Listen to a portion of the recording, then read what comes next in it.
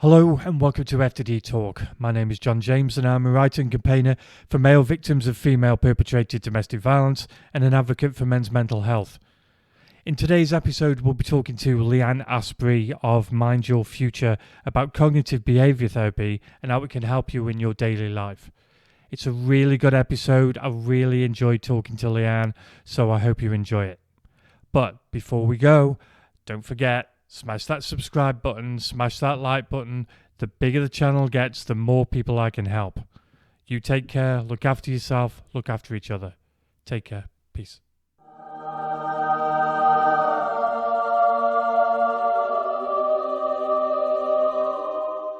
Okay, Leanne, welcome to FTD Talk.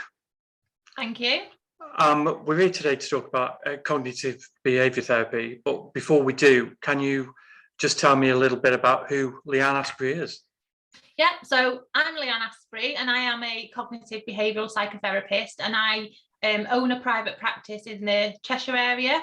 And during the pandemic, like everybody else, I was kind of forced to stop working and kind of had a bit of time spare for the first time in a long time. So I kind of decided to develop a way of helping people with CBT that can't access therapy. So I also now have an online program for people to work through to educate them about CBT and, you know, provide them with the same techniques and strategies that they would receive in the therapy room. So yeah, my business has gone in a different direction since 2020, like many people's businesses have. Awesome. And can you tell me what CBT is? Yeah, so cognitive behavioural therapy, the word cognitive is another word for our thoughts. Behaviour is the way that we act, and therapy is the treatment. So CBT is one of the most heavily researched forms of therapy, and the research provides really strong evidence that the way us human beings think will control the way we feel, and the way we feel will then control the way we behave.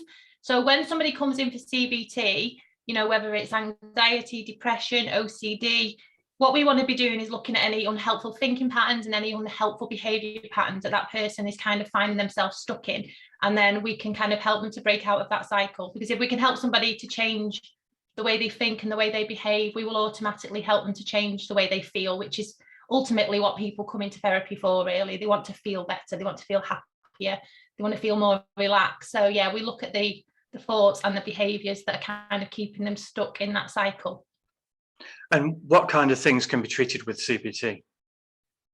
Oh, many things. Anxiety is one of the most effective treatments for anxiety, depression, OCD. You know, it helps with self-esteem, PTSD, many different things. It's very effective for, you know, many mental health problems. I specialise in anxiety myself. Anxiety.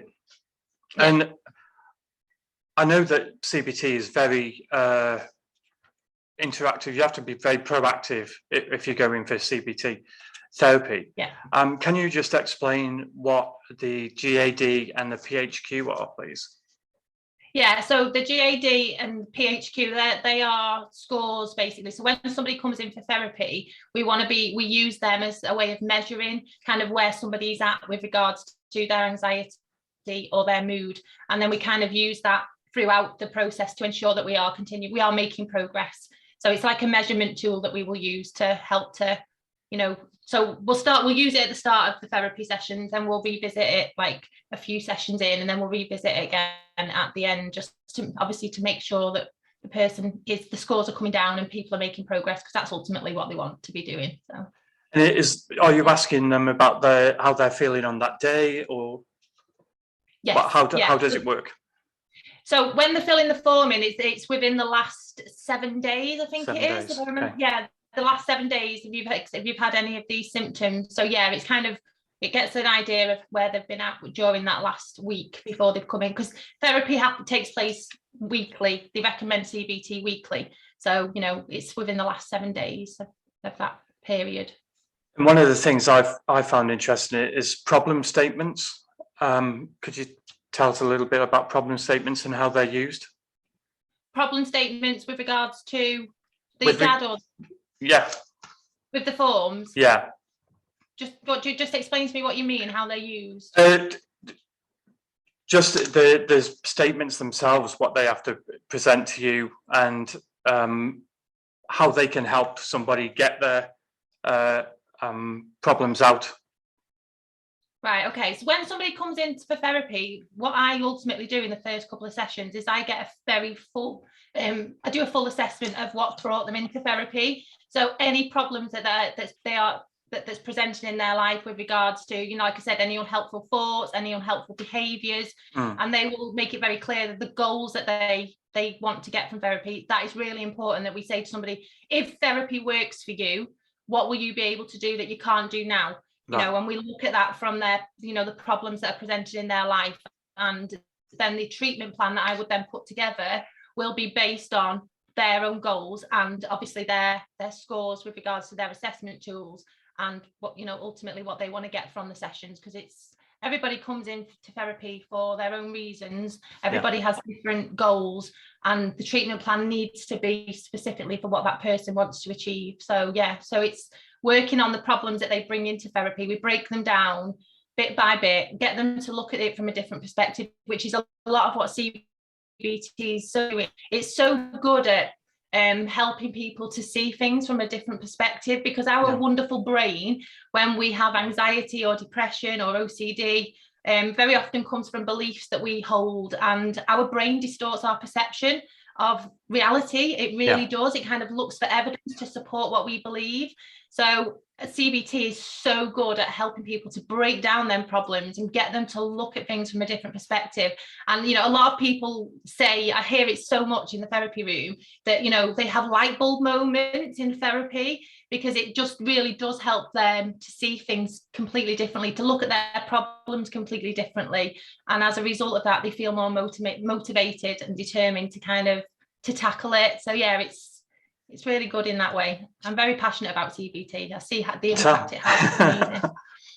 Would you say then that it is true that if you think positive, your life will be positive, because your brain is looking for positive things? And would you say the reverse? If you think negative thoughts, then your life will be negative? Yeah, it's not as easy as just waking up one day and saying, I'm going to have positive thoughts and my life's going to change. If only life was that simple. But, you know, there is evidence that the way we think controls the way we feel, and our brain will look for evidence to support whatever we choose to focus on. Our brain notices more of, you know, that's proven. So if somebody chooses to obviously have more positive thoughts, then they are very likely to kind of notice a lot more positive things, which is why gratitude, they've done loads of research into gratitude and the benefits of it for mental health. And, you know, if somebody introduces gratitude into their daily routine, what it's doing is kind of instructing their brain to notice the good, which the brain will then start to notice more of. But, you know, we can't just... Negative thoughts are the biggest problem with anybody I work with. They come into my therapy room, they're having negative thoughts, whether it's anxiety, depression, OCD, they're having negative thoughts and they're believing them to be true. And that is the ultimate problem, because if you believe a thought to be true, it then kind of changes the way you feel, and then obviously will change the way you behave. So it's educating people about the fact that thoughts aren't facts, and giving them the techniques and strategies to be able to see that for themselves. Because I can't just say to somebody, these thoughts you're having are not true. And my job as their therapist is to help them to believe that for themselves. So CBT provides them with really good strategies and techniques so that they can start to see that for themselves. And when they start to see it for themselves, they feel more empowered to not give their thoughts their attention. And then they're more likely to then start to, you know, have more positive thoughts that way. But our thoughts, again, they come from our beliefs and our fears. So, you know, you can't just say to somebody, start thinking positively. It's a case of understanding where their thoughts are coming from in the first place. So I always make sure we identify where these thoughts are coming from, and we do the work there. Because if you can change somebody's beliefs, you will change the way they think. So it's not just as simple as, stop thinking negative thoughts. There's a lot more work that goes into it, but it gets great results. It really does. It really does. Well, I mean, that's the problem with today, isn't it? There's a lot of people out there who just say, come on, pull your socks up and get on with it. And it's not that simple. I mean, I know that you've been through bad times. I've been through bad times. Virtually everybody has. and it's not just a matter of pull your socks up. No, absolutely not. We need to understand why this is happening. So my own experiences, I had a very difficult childhood, and as a result of that childhood, I developed some very deep beliefs about myself, that I wasn't good enough, that I wasn't lovable, that I wasn't likable. And as a result of that, my brain was focusing on evidence to support that. So I continued to believe that about myself. I was having loads of negative thoughts coming from them beliefs about myself as a person. Yeah. Life was very difficult. I suffered from both anxiety and depression. And then I kind of educated myself and started to understand why all this was happening, did some work on myself using CBT, which is why I trained as a therapist. And I started to understand why my brain was doing that. It was fascinating for me.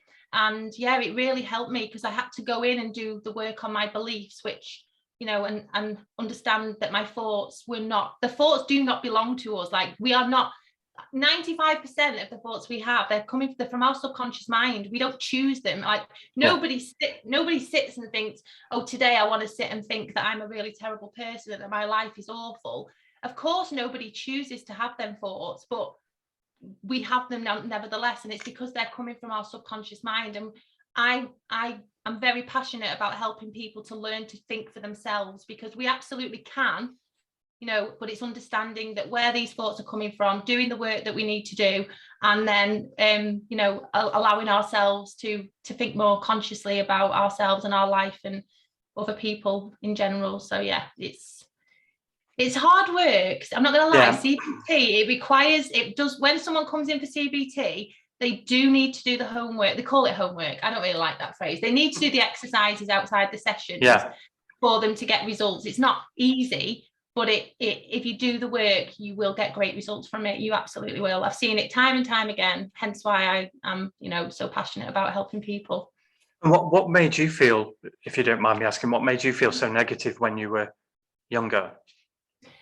What happened, you mean? My experience? Mm-hmm. Well, I was raised by a very troubled father, and he was very violent towards me and my siblings and my mother. And at the age of 12, I ended up turning up at school with a thick lip, and I was taken away. My school phoned social services, and I was taken away from my family and put with foster carers. Which was very, very difficult time for me. I'd witnessed a lot before that, and then being removed from my family obviously then made me feel like I was even more unlovable. Because there's five of us. I've got four siblings, and I was the only one that was removed. So as a child, I completely understand now as a child why I must have felt like there was something wrong with me, that I was unlovable compared to the others. As an adult now, what I now understand is that none of them things ever happened because of me. Mm-hmm. And that is, you know, that was the ultimate thing for me, is that I always, for years, I believed that, you know, I must have done something to upset my dad for him to have treated me like he did. But now what I understand is it was never my fault. Them things didn't happen because of me. They happened because my dad obviously had problems of his own. And not to say that that's okay, you know, but that's been my way of helping me to start to like myself and love myself again, and not be angry at the situation anymore. So yeah, it's difficult childhood, but then, you know, I wouldn't be doing what I'm doing now if it wasn't for the experiences that I've had. So, you know, it's took me down a path, so now I'm helping other people, and, you know, I couldn't be happier than I am right now. So good. I mean, that's the same with me. What I went through with my my abuse from my girlfriend has led me to doing this show.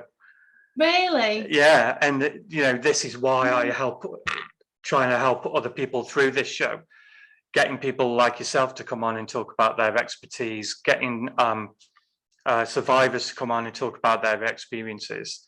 Amazing. And without that abuse, I wouldn't have been here. No, exactly. So, it's strange, isn't it? I saw a quote a few weeks ago that said sometimes the worst experiences of your life can turn out to be the best experiences, as in, like, you know, we are who we are now because of certain things that have happened to us, and as a result we can go on and help other people. So yeah, it's interesting the path that we go down. But sadly for a lot of people, you know, when these bad experiences do happen, you know, they don't go down that path, and then, you know, they go down another path, and that's the really sad thing. And that's what I want to, this is why I'm so passionate about educating people about their mind and how their mind works, because some people have been through some horrendous times, and it's really hard to come back from if you don't know if you don't know the impact that them experiences are now having on your brain, on your on your life. So it's education, and we're not educated in schools about this. Like I was in my 20s before I even understood that the way I was thinking was controlling the way I was feeling. Like something that important and that simple. I've never ever been told that. Like, why are we not educating people about these things? It beggars belief, it really does. But yeah, it's an important thing that we need to understand. Our thoughts do basically dictate our life. They do. I think you raise a good point there, because I think the education system is a huge failure, because we're not teaching anybody life lessons at all. We're not even teaching them respect and consent and things like this. So I think the education system has a lot to answer for in the way society is. Totally agree. I used to work in a school, and yeah, it's if I'd have had my way, things would have been done very differently, put it that way. But I am actually in the process at the moment of offering training to schools as well, because I do want to make a difference in schools. I want to help staff that work in schools to understand about this, so they can be helping the young people, especially with regards to bullying as well, because bullying is the amount of people that come into therapy because of being bullied in high school, the impact it has. It's people just do not understand. It has a lifelong impact for a lot of people. So I want to educate people about the impact of bullying. We need to be understanding it and helping people so that they don't end up with lifetime consequences from it. Yeah. But yeah, you're absolutely right. We need to be providing more life lessons and helping people to understand how to feel good. Because what's the point in a child leaving school with loads of qualifications when they lack self-belief, when they when they're not happy, they've got low self-esteem? That's just it's not okay. We need to be doing more to help people. Yeah, I think we just throw, especially now, we throw qualifications at them. And we say, oh, we'll make it easier for you to get qualifications, but we need to make it easier for them to get through life. 100%, especially the way life is at the minute. Oh yeah, definitely. Yeah. It's more challenging at the moment. Absolutely, yeah, I agree. Can you talk to me about safety behaviours? Sorry, say that again. Safety behaviours. Yeah, please. Yeah. So safety behaviours are a term we give to the behaviours that people will use to kind of help them to manage the way they feel. So avoidance being one of the most common ones with anxiety. So if somebody's feeling anxious, understandably, anxiety is our survival emotion. So our brain has this very important job to protect us. And the way it will do that is to try and convince us to just avoid these situations that make us feel anxious. So, avoidance, over preparing, over planning, drinking alcohol, taking drugs, seeking reassurance. There's many, many different safety behaviours, but they are a behaviour that people will put in place to help them to avoid feeling anxious. But the problem being with safety behaviours that they give short-term relief, but they keep the problem going. So, for example, let's say somebody has social anxiety, and when they're due to go out with their friends, they start to feel anxious. So as a way of avoiding continuing to feel anxious, they might then cancel going out and kind of text and say, I'm not coming out, I'm not feeling well. The minute they send that text, they are likely to then feel better because they've avoided the situation. So their anxiety is then likely to lower. But the problem being, the next time they're invited out, the same thing is going to happen again, because they have not dealt with the problem, they've not dealt with the fear, they've used a safety behaviour, and over a period of time people will develop more and more safety behaviours, and life can become very difficult for people. So when someone comes into CBT, we want to be looking at them behaviours, so as part of the treatment plan, so we can help somebody to break out of that cycle. But ultimately it is about helping people to face the fears, to lower the anxiety, and then eventually over a period of time the anxiety will diminish in that situation. Is it the case that if somebody comes in with safety behaviours and protecting themselves from one situation, that they just get themselves in another situation that they then protect themselves from? And can it, yeah, Can it like have a domino effect? Oh, absolutely. When somebody first starts feeling anxious, they'll introduce one safety behaviour, and then they'll start to kind of see that safety behaviour is preventing them from feeling anxious, because they do. There's no doubt about it. If you've got social anxiety and you don't go out, then you're not going to get anxious. So yes, the safety behaviours are helping in that way, but what they're doing is limiting your life. So over a period of time, another safety behaviour will come in, and another safety behaviour, and they'll start to lose self-esteem as well, because they start to, and confidence, because they're avoiding these situations. So it's just we call it a vicious cycle in CBT. All these behaviours and thoughts that people have, they start off and they just become a very vicious cycle that people get stuck in time and time again. And unfortunately, life becomes very, very difficult for people, which is why my CBT program that I've developed, I want it to reach so many people, because if people understand this before they get into that, really vicious cycle, there's absolutely something they can do about it to break. Well, they can break out of it anyway, no matter what. But I mean, like, if you can catch it early enough, it avoids a lot of suffering, because sadly, a lot of people are suffering with this. And I mean, we hinted to it earlier on about the pandemic. Have you seen a rise in either social anxiety or mental health problems because of the pandemic? Absolutely, yeah. Anxiety, 100%, yeah. Getting a lot more clients with anxiety than ever before, really worrying about a lot of things to do with health anxiety being a big part of that. Health anxiety is a very difficult one for a lot of people, but absolutely, people are just becoming obviously really anxious about just being out and about, and the virus, and anxious about the future as well, because there's just so much uncertainty at the moment in the world. Nobody knows what's going to be happening. So I work a lot with an intolerance to uncertainty, which is linked to GAD. Somebody worries a lot. Well, there's a thing called intolerance to uncertainty, and it's when somebody can't tolerate not being certain about an outcome, and as a result, they try to increase certainty through their behaviours. So they'll use, like, the reassurance seeking, or over preparing, over planning for etc. But so somebody who's already got an intolerance to uncertainty, with what's going on in the world right now, this would be their worst case scenario, because at the moment there's a lot of uncertainty. So I'm working a lot with that at the moment and helping people with that. And I think that's where the government is falling on its backside. It's not considering people, it's not considering their mental health, and it's not considering people who already have mental health problems. It's making them 100 times worse. Absolutely. I know they're putting the focus on, it's not even just in mental health. I feel like the focus is all on one thing, and we're forgetting about people who've got other illnesses, and it's just becoming like everything else is just not there at the minute. It is worrying, isn't it, for a lot of people? It is. And I know that you do sessions online. Okay. Is there a huge difference between sessions online and face-to-face? Before the pandemic, I had never worked online before. I was always in my therapy room face to face. And then obviously the pandemic hit and people wanted to have online. So I had my own concerns. This is why I was there, because I always thought it just wouldn't be the same sitting on a computer talking to somebody. But I can honestly say I've been doing online now since the pandemic. My clients are getting the exact same results, and the feedback, I've had no negative feedback from people. In fact, some people have actually said that they've preferred it, because it means it's because people's lives are quite busy, and getting time to go to therapy, if they're just in the comfort of their own homes, they've only got to go and sneak off to a room for an hour, they haven't got the whole traveling to me.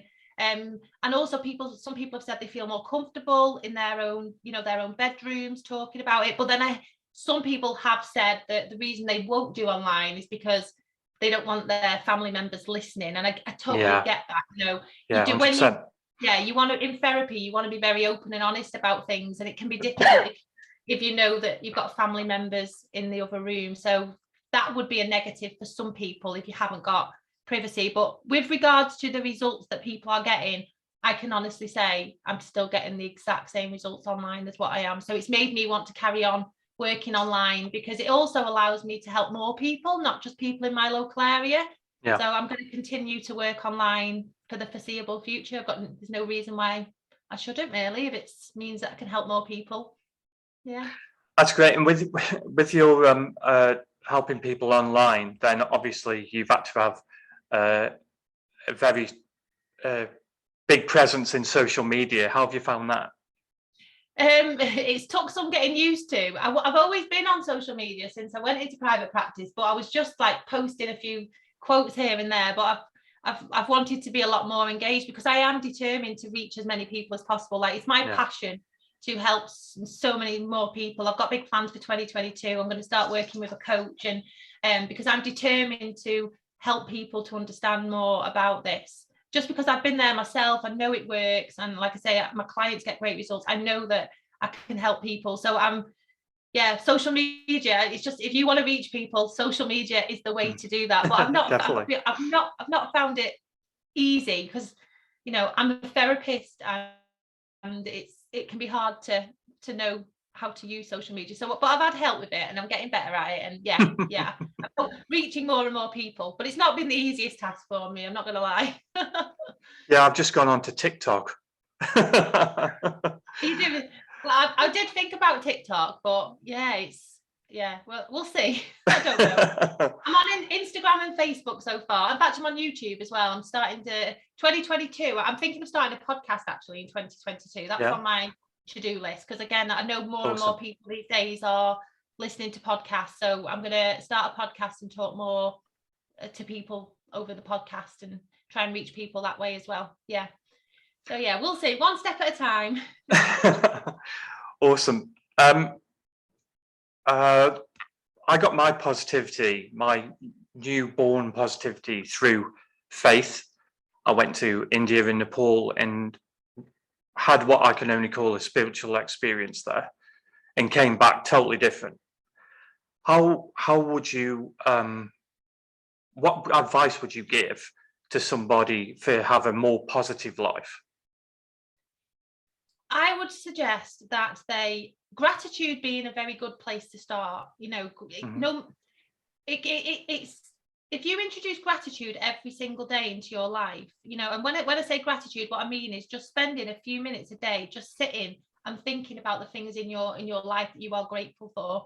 You know, the things in your life that are going well, the things in your life you like about yourself, the people in your life that you are thankful for. Because no matter how tough life is, there's always something to be grateful for. Even if it's the fact that you've got a roof over your head, if it's the fact that you've got, you know, heating in your home, you know, it's the fact that you're healthy, or you've got, you know, there's always something to be grateful for. And I always challenge myself every day to try and think of 3 different things, because if you said the same things every day, it'd become a little bit, you know, tedious. So every day I challenge myself to think of 3 different things that I'm grateful for. And what it does over a period of time, like I said before, it instructs your brain to look for the good. And our brain is so adaptable. You know, neurons that fire together wire together. So if you every day practice gratitude, then them neurons are going to get firing and will eventually start to wire together. So gratitude can't help but make you feel good, because if you're thinking about the things in your life that are going well, the things that you're lucky to have, the people you're lucky to have, the things that make you feel good, then it can't fail to make you feel good. So gratitude's a really good place to start with regards to happiness. And like I say, CBT, understanding where your thoughts are coming from. If you're unhappy, I can pretty much guarantee that the thoughts you're having are a big part of the problem. Yeah. So it's understanding where them thoughts are coming from and doing the work in order to help you with that, because you don't have to keep having these thoughts. You know, nobody has to keep living this life that's causing them to feel so unhappy. It's educating yourself about that, and, you know, having the tools and techniques to take back control, because you absolutely can take back control. I believe anybody can change their life if they make the decision to get the help to do that.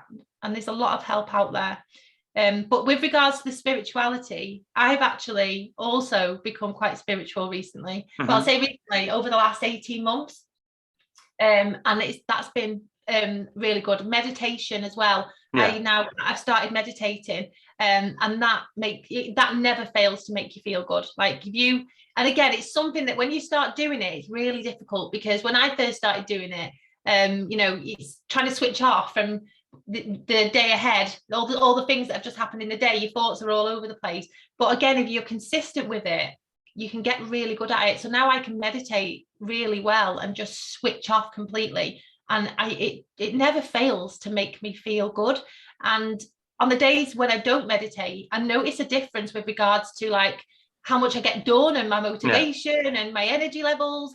So it absolutely works. And there are two things you can do: meditation and gratitude. They don't cost anything. You go on YouTube, there's millions of videos on YouTube for meditation.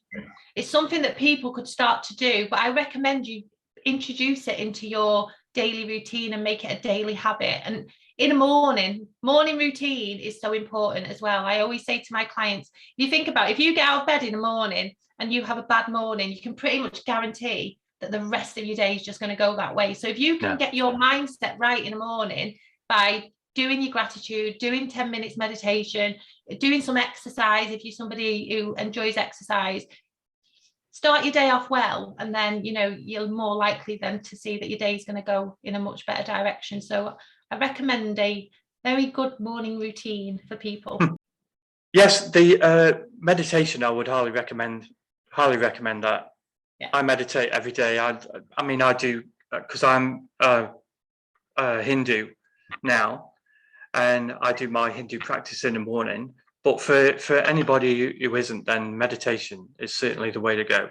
Definitely. Absolutely. And it doesn't even have to be, I think with some people, there's a misinterpretation of meditation. I think people just see it as, somebody sat there with their legs crossed and their arms, when I do meditation, I just lie on my bed, I close my eyes, and I started off listening to meditations on YouTube, but now I don't listen to anything. I just lie there, take some nice deep breaths, and I just allow myself to just relax and switch off from the world for 5-10 minutes. Sometimes I do longer if I've got the time, but 5 minutes a day, it don't underestimate the difference that will make, because our mind never gets to rest. Our mind never switches off. Even when we're asleep, our body rests, but our mind doesn't. So meditation is just a way of just clicking the reset button on your mind. And again, consistency with everything is so important. If you just meditate once, it's not going to make a difference. If you just do gratitude once, it's not going to make a difference. If you just exercise once, it's not going to make a difference. It's just like with exercise. If you think about it, if you only go to the gym once, you're not going to get the results you want. You've got to be consistent, and the brain is the same. If you want change, you've got to be consistent with these new habits that you are introducing. But if you are consistent, you will get change, because that's just the way the human brain works. That if we introduce a new habit over and over again, it becomes something we do. It's just the way the human brain is. It becomes something we do on autopilot. I'm a big fan of stillness. Because the world is so manic at the minute. Absolutely. I think you need to take that time out just to be still. 100%. Life is so busy for so many people. We know, working, children, it's just all this that's going on in the world right now. How often do people just sit and how often, when was the last time, if you ask somebody, when was the last time you sat and did nothing, as in just nothing, didn't think, didn't move, didn't do anything? The answer for 99% of people is, I don't actually know. Because and mindfulness as well, that's something else that's really good. If you're not somebody who wants to meditate, mindfulness, just going out for a walk and being mindful, as in just noticing your surroundings. Don't allow, switch off from your busy day that you've just had, switch off from all your worries, and just notice your surroundings. Like when I go out for a walk, I like to look up at the clouds and stuff. It's just switching off and just being present in your life, because again, we're very rarely present. We're always either living in the past or the future, and we're missing out on the joy of today. So mindfulness and journaling as well. I recommend journaling. Journaling's a really good way of getting all that noise out of your head. So if you've had a stressful day, just sitting with a pad and writing what's how you felt about the day, what's gone well, what's not gone so well, and just getting it all out. And then once you feel like you've released it all, just closing it, and it's just moving on, trying to move on from it. But journaling, that's been also really proven to affect improve people's mental health. It's been the research into that. I agree with everything you said. I'm very much I try and tell people, live in the moment, because the past doesn't exist apart from in your own head. So don't mess with that. Don't worry about the future, because tomorrow is never here. Just Exactly. worry about now, the moment you're in, not even like 10 minutes time, the moment you're in. Yeah. And as far as journaling is concerned, then again, writing things down, 100% agree. I wrote a book about my experiences in the abusive relationship, and that was very, very cathartic. You actually wrote a book? Yeah. Oh wow, brilliant. Yeah. Brilliant. Yeah, and that's in the hands of publishers now, waiting to see if they'll accept that. Amazing. So that's writing a book is actually on my to-do list as well, about my own experiences and how I overcome them, and yeah, that's on my list of things to do in the future. Yeah. So tell me about what the future does hold for Leanne Astbury. Oh, good question. Well, next year I'm going to be working with a business coach to help me to reach more people with regards to my CBT program. Mm-hmm. Not just people with anxiety either. Well, the aim of the program is to help anyone who's had some difficult experiences, who want to understand how they've impacted the mind, and it's step-by-step guide on how to use CBT techniques to help you with that. It helps to challenge thoughts, worries, build self-esteem. There's so much in there to help people. But I said to the coach, like, I don't feel like this program is just for people with anxiety. Like, everybody, even if you're not an anxious person, everybody needs to understand how their mind works. You know, we need to understand, everybody has problems at times. Life throws challenges at us all, and then problems can massively impact us if we don't understand, you know, the best way to deal with them. So I want this program to be a program that's really helps people to manage these difficult times that they're going through in life, and just to have the techniques and strategies to help them. So that's my ultimate goal for 2022, is to reach more people with this program, and help as many people as I possibly can. But the future, I want to write a book, like I said, and start a podcast. I just want to be out there helping people. My goal is to help people to become unstuck and just live life on their terms, because these experiences that we have, sadly, they lead us to end up losing ourselves. We end up living our life based on other people's values. You know, we don't live life on our own terms, and we're constantly doubting ourselves and worrying about the future, and, you know, people pleasing, and just forgetting ourselves. So it's a way of, I want to help more people to be happy and understand the steps to take to do that. Because, like you said before, what happened to me as a child and what's happened to you, they're not isolated incidents. A lot of people go through that. But also, what we need to understand is that trauma isn't just abuse. You know, the word trauma, when people talk about, you know, when I talk about my experiences, yes, what I went through is classed as trauma. But what we need to understand is any experience as a child, you know, if that experience left you scared, if it left you feeling vulnerable, if you felt different, if you felt, you know, incompetent, if you felt, you know, criticized, any of these experiences can massively then impact you in later life, because our belief systems are affected by them. So and the majority of people have some kind of experience. So there's so many people out there, you know, still living with beliefs that have been formed from their childhood. They really are, so many people. And that's what I want to help people to understand, really, and have the techniques to move forward. And like I say, live life on their terms, and ultimately be happy and free from all of that. Well, I think it's absolutely awesome that you've taken something that was so negative in your life and turned it into so positive, not only for you, but for a lot of other people as well. Thank you. You should be very proud of that.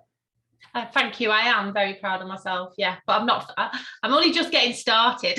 I'm only just getting started. Yeah, I'm excited for the future. I'm excited to help as many people as I can. And God bless you for that. Thank you. And yourself. Well done for all your hard work as well. Thank you. Okay, Leanne, thank you so much for talking to me today. It's been a fascinating conversation. And very welcome. I wish you all the best for the future. You're very welcome, and thanks for inviting me on. You're welcome. All right. Take care now. Bye-bye. And bye. Bye.